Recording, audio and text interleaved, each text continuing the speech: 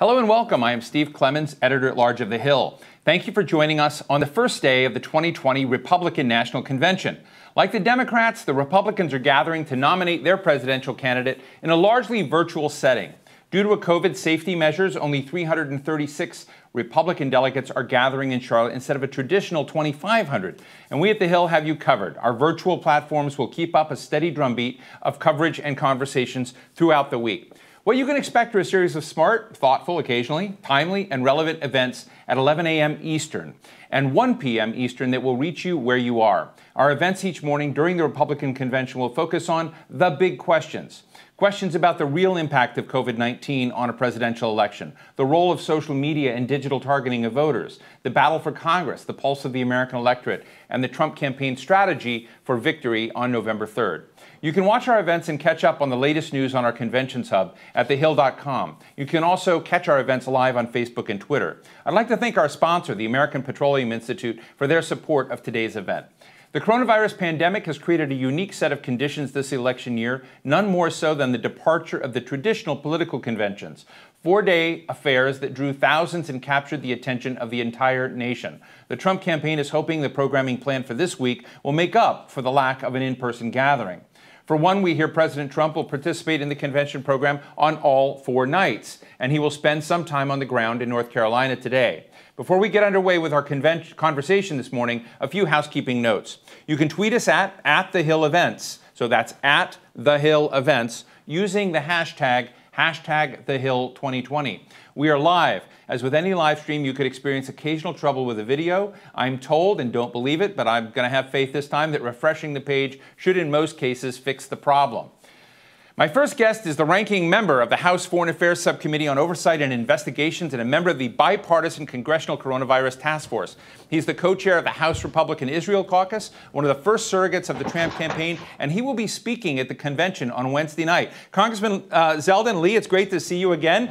We've had many conversations. So let me just start out and say how many of your colleagues are jealous of your speaking role at the convention?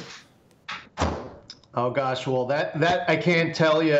I'm pretty sure that everyone's focus is on having a more positive, uplifting, substantive convention with all of the speakers here between tonight through Thursday. After what we saw last week from the Democratic National Convention, I'll tell you that my observations from last week is that a lot of the messaging was a little bit more negative, pessimistic, dark.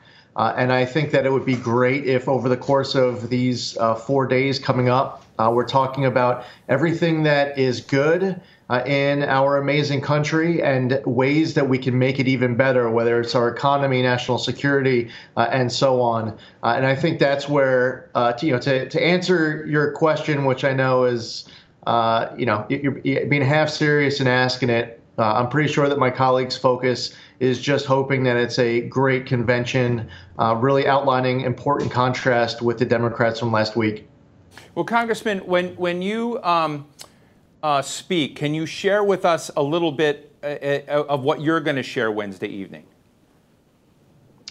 Well, my inspiration is a lot along the lines of what I just shared with you. I believe that if you were an independent voter last week, and you're trying to learn something new about Vice President Biden and the ticket and the Democratic Party, I think of the approach that they were taking each night would leave that independent voter depressed at the end of the night.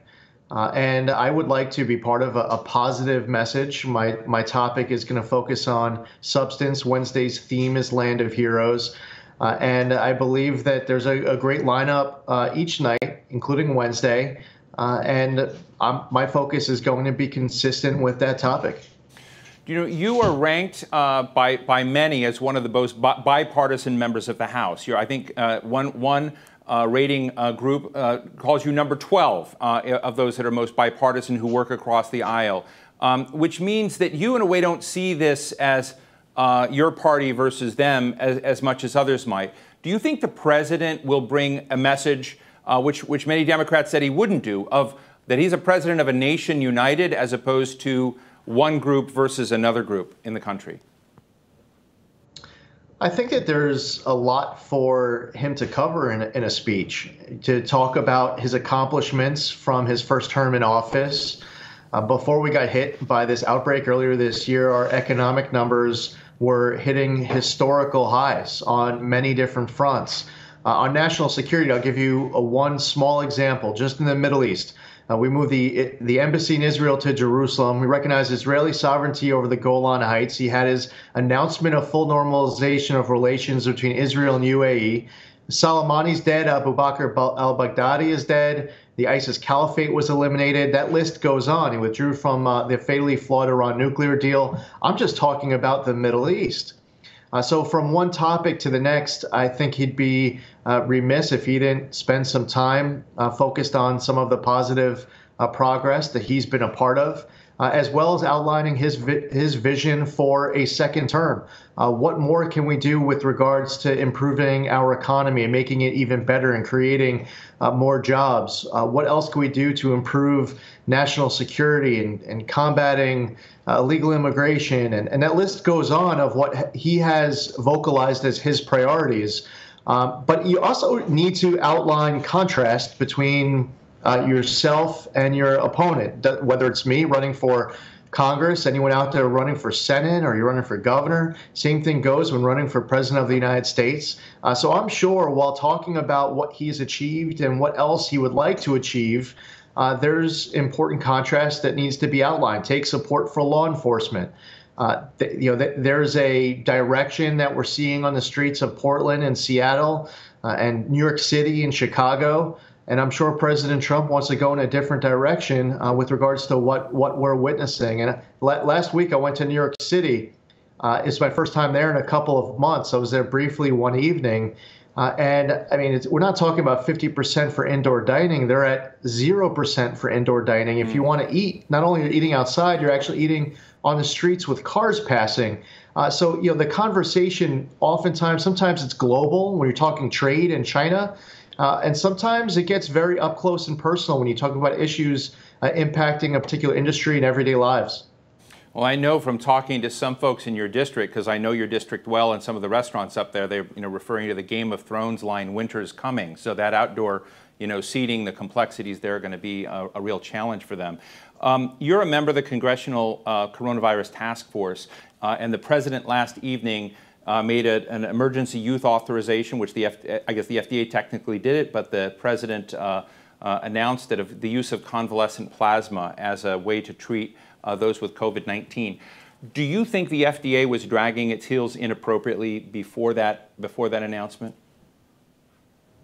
I'm not as intimately familiar with that aspect of the process with this one, but what I would say is that months ago, we were getting calls from doctors and patients where they were trying to get their hands on plasma for treatment. And my own experience as a representative for one congressional district is that our interaction with the FDA was very positive, and that's going back months ago. So I don't have, I'm not coming to that question with a complaint. What I would say is it is important that as quickly as possible, that due diligence is done as thoroughly as possible to be able to help respond to this outbreak. We don't want to have to wait forever for any progress that is out there with regards to treatments and vaccinations and more. To the best of the FDA's ability to fast track this and get over the finish line is most important. But you get feedback from doctors, and they talk about plasma. You get feedback from different doctors utilizing different treatments. And I think the way that the American public is wired is we want the FDA's blessing as quickly as possible. And we also want it done as thoroughly as possible, too. And sometimes those two goals come in contradiction with each other. Congressman, you're also, in fact, the last time you and I spoke, you were a very big advocate of much more testing, much more deployed, much more fast response on results. And I noted that the weekend after you and I talked, you spent some time with the president at Camp David. Did you take that message to that circle of people to say we need to change the game of testing? Because now it seems the White House is pushing even non-FDA approved testing. I mean, did you have a role in helping to change the testing stance of the White House? I wish I could take that much credit. I do know that this is a product of feedback from many. And the results came imminently right around that time period that you mentioned, where testing was massively ramped up to really what became the greatest testing regime as it relates to COVID-19 response that you'll see really anywhere in the world. For downstate New York, for example, it was really the epicenter on so many fronts of the Trump administration's response, with the numbers spiking as early as they did, especially in New York City. You saw testing ramped up right around that time of that conversation I was having with you, to just downstate New York became an area that was arguably the greatest testing regime in the entire world. So that spread all throughout our country. Great progress on that front and many other fronts. This is something that it was not foreseeable. Earlier this year, all of a sudden we got hit very hard from a pandemic, a really once in a century pandemic that came from a faraway land. And that dynamic is one where I believe that what we saw with the progress of ramping up testing as much as we did, it's not like you just had to turn a switch and all of a sudden it was there. So a very impressive effort. It was one that I don't believe anyone in our country wants to have to repeat in our lifetimes, of being hit this hard by an unexpected pandemic like this. Thank you for that, Congressman. One of the other big tsunamis hitting the nation right now is one of racial divide, racial protests over police brutality. What kinds of messages does the Republican Party hope to show the nation at this convention with regard to George Floyd and those issues? Well, there should not be any divide in our country based on race. There should be a focus on unity, of coming together, of providing greater opportunity for jobs, stronger family, educational opportunities, and ensuring that where you have generation after generation of Americans who are stuck in a particular status in life, having every tool possible to be able to achieve the American dream. And if you're in a lower income status, to rise to middle income, and maybe go further beyond that with your success, and having all the tools necessary to accomplish that. I believe that there should be more focus on how we come together rather than stoking divisions that keep us apart. Listen, I believe strongly that almost 100% of our law enforcement the ranks are filled with amazing men and women. They love their job. They're selfless. They kiss their sons and daughters goodbye for a shift. They don't know what kind of challenges they'll face that day, but they are willing to risk their lives to help serve their community.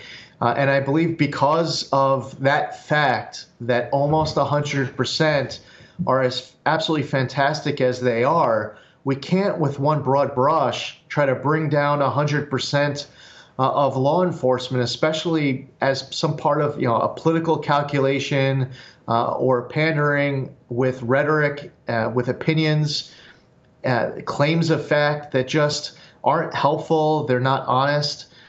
So while we talk about the importance of coming together and providing opportunities for people, regardless of their background, at the same exact time, we also need to have a rule of law, safety and security in our country. And we need to stand with our law enforcement, where we see many NYPD have recently committed suicide, a lot of retirement packets getting submitted as well, elected officials not having the backs of law enforcement. We can do a lot better, I believe, in especially many of these cities where we've seen this play out in some of the ugliest of ways. Let me just ask you finally, somewhat of a tough question. Frank Luntz was just asked, what do you think the framework and scaffolding, the real messages of the Republican Party are that need to be heard this week, somewhere along the lines.